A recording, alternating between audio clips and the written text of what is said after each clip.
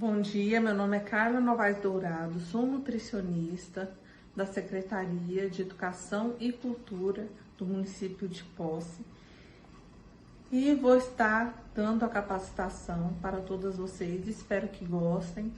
Eu fiz com muito amor e carinho e após a capacitação vai ser enviado para vocês a lista de presença. É importante que todos assinem para receber o certificado.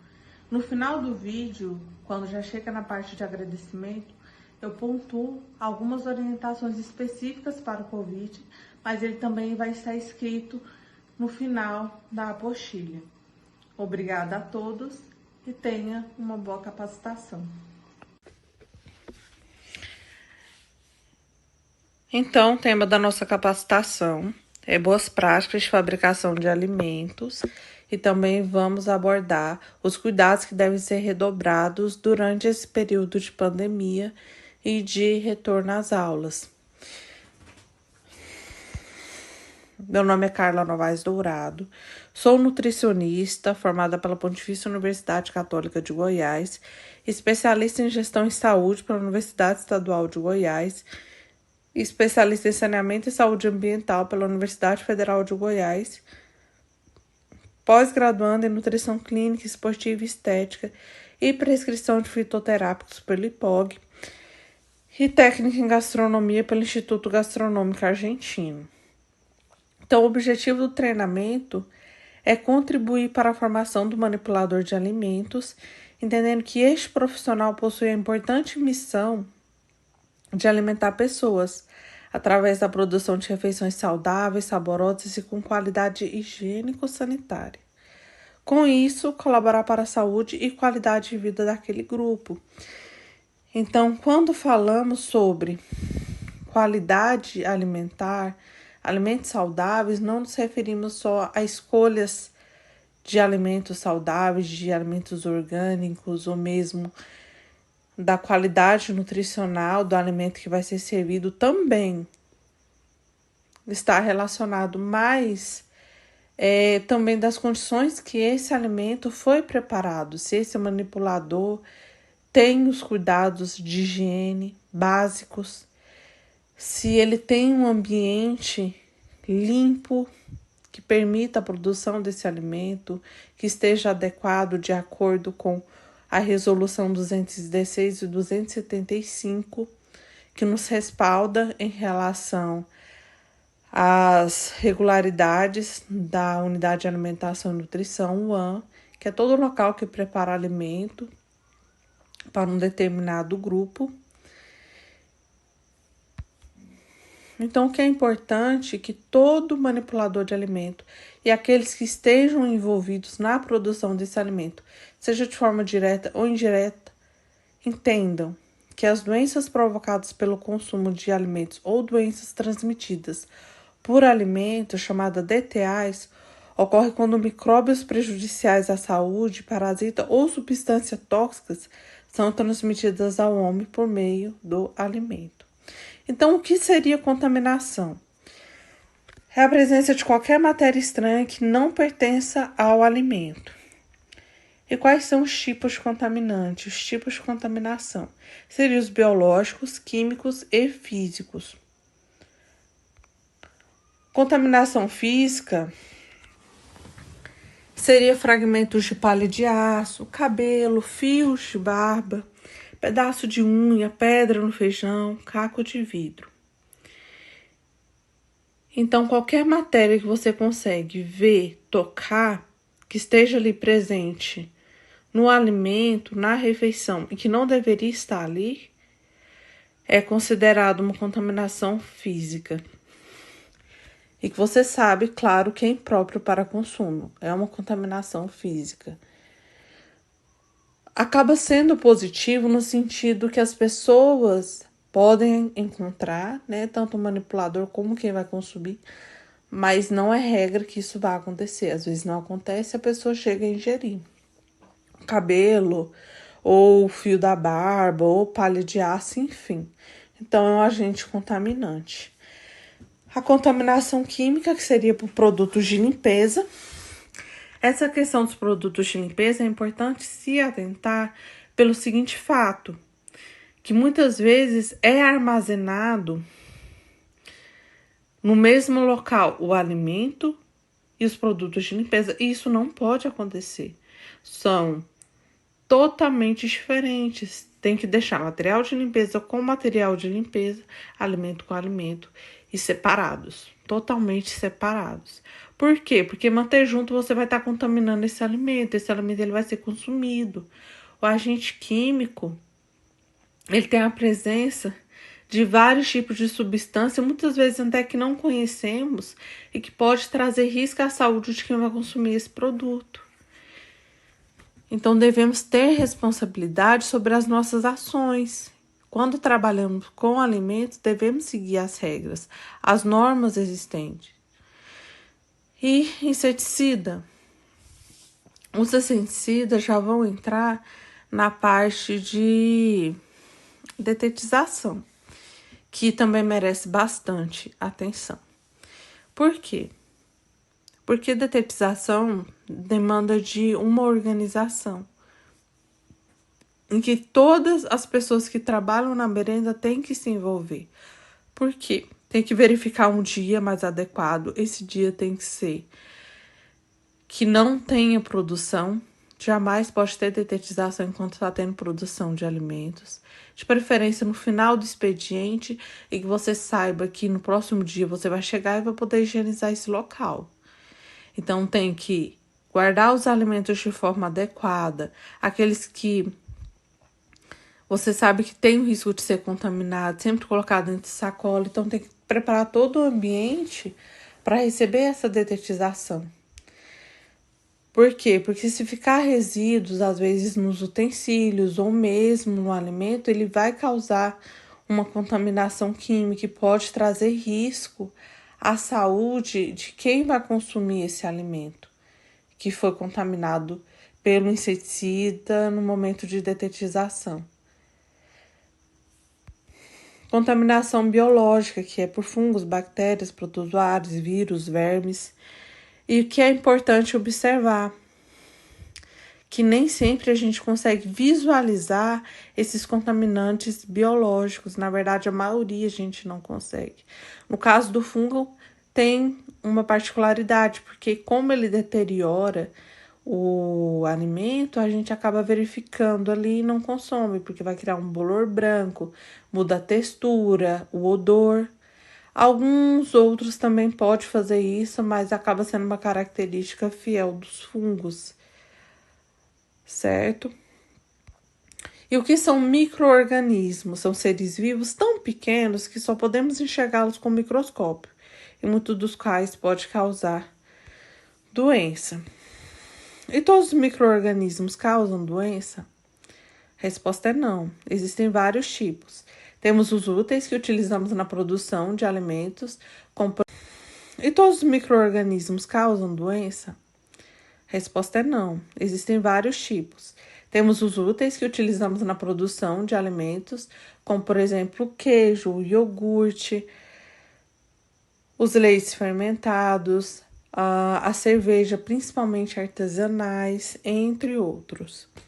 Os deteriorantes, que são os que estragam os alimentos, mudando o aspecto, o cheiro e sabor, o que impede o consumo do produto, que acabamos de falar dos fungos, por exemplo.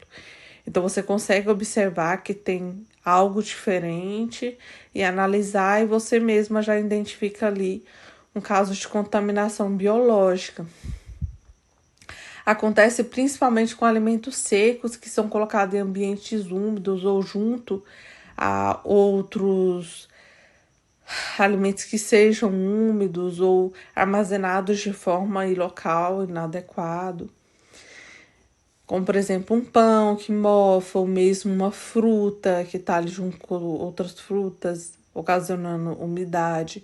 Ou quando, por exemplo, vou pegar aqui uma safra de feijão e eles tiveram um período de chuva, vai armazenar esses grãos úmidos dentro da sacola, vai ter a perda de grãos, né? Alguns vão ficar mofados.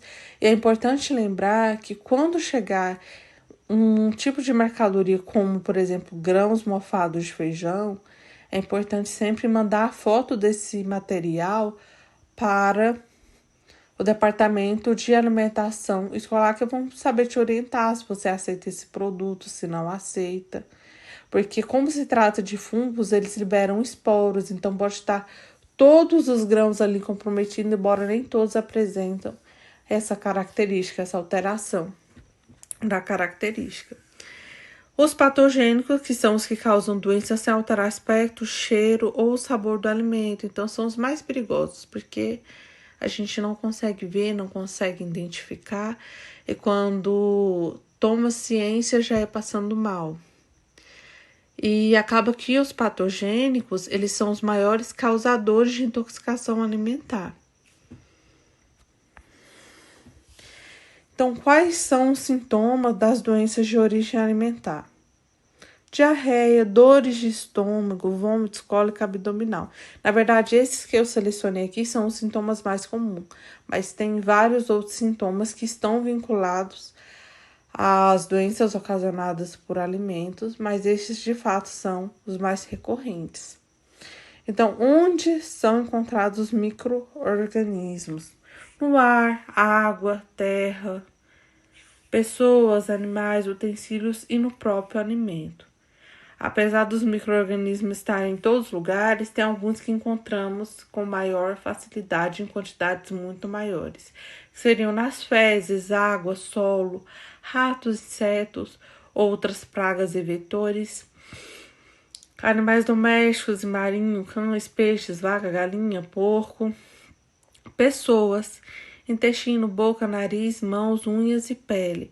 Todo alimento possui certa quantidade de micro-organismos, mas temos que verificar que tipo de micro-organismo é esse, porque tem alguns que são fatais, e também temos que identificar a quantidade que existe, lembrando que todos têm.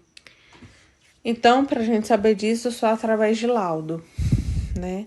Laudo, e para garantir que não tenha, é com os cuidados higiênicos sanitários. Então, o que é contaminação cruzada? A contaminação cruzada, ela acontece quando micro-organismos são transferidos de um alimento ou superfície para outro alimento, por meio de utensílio, equipamento ou do próprio manipulador. Exemplo, cortar com a mesma faca e na mesma tábua carne crua e cozida sem antes higienizar. Esse é o exemplo clássico. Ou, por exemplo, você vai lá, manipula uma carne crua e vai manipular com essa mesma faca os vegetais que vão ser servidos crus e já passaram pelo processo de higienização.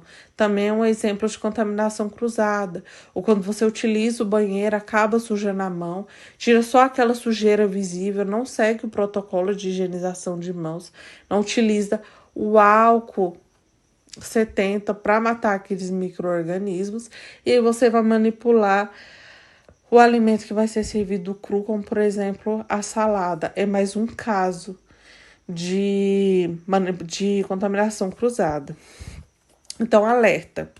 A falta de cuidados de higiene durante a manipulação de alimentos aumenta o risco de contaminação por micro-organismos causadores de doença. Então, aqui nós temos a zona de perigo, tá? Ou seja, o que favorece o crescimento bacteriano, porque a temperatura é fundamental para o crescimento de micro-organismo, que seria em torno de 60 a 10 graus Celsius. E o que é importante observar? Que abaixo de 10 graus Celsius vai só paralisar a ação desse micro-organismo, ele vai parar de se multiplicar e a sua ação também vai ser paralisada. Mas à medida que esse alimento for passar pelo processo de descongelamento, principalmente se esse processo for feito de forma inadequada, vai reativar esses micro-organismos e eles vão voltar a se multiplicar e fazer a sua ação sobre aquele alimento. E só acima de 70 graus Celsius para causar a morte desse micro-organismo. Então, aqui fatores que influenciam na contaminação por agentes patógenos. Ser ingredientes crus, contaminados, pessoas infectadas, práticas inadequadas de manipulação, limpeza e desinfecção deficiente dos equipamentos, alimentos sem procedência, alimentos elaborados contaminados, recipientes tóxicos e saneamento deficiente. Então, por exemplo, tem uma manipuladora que cuida da higiene pessoal de forma adequada, cuida do ambiente de trabalho de forma adequada, dos equipamentos, do utensílio, do ambiente como um todo. Armazena os alimentos de forma adequada, prepara os alimentos de forma adequada, segue todos os protocolos. Aí a água está contaminada. Então, todo esse protocolo dela vai ser prejudicado. Claro que se ela fosse descuidada, não tivesse esses cuidados, seria pior. Mas ainda assim, temos outros fatores que agregam.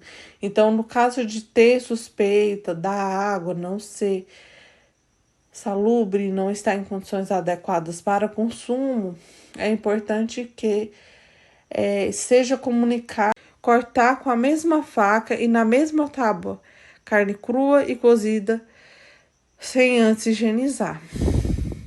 Esse é o exemplo clássico. Ou, por exemplo, você vai lá, manipula uma carne crua e vai manipular com essa mesma faca os vegetais que vão ser servidos crus e já passaram pelo processo de higienização. Também é um exemplo de contaminação cruzada. Ou quando você utiliza o banheiro, acaba sujando a mão, tira só aquela sujeira visível, não segue o protocolo de higienização de mãos, não utiliza o álcool 70 para matar aqueles micro-organismos, e aí você vai manipular o alimento que vai ser servido cru, como por exemplo a salada. É mais um caso de contaminação cruzada. Então, alerta. A falta de cuidados de higiene durante a manipulação de alimentos aumenta o risco de contaminação por micro-organismos causadores de doença.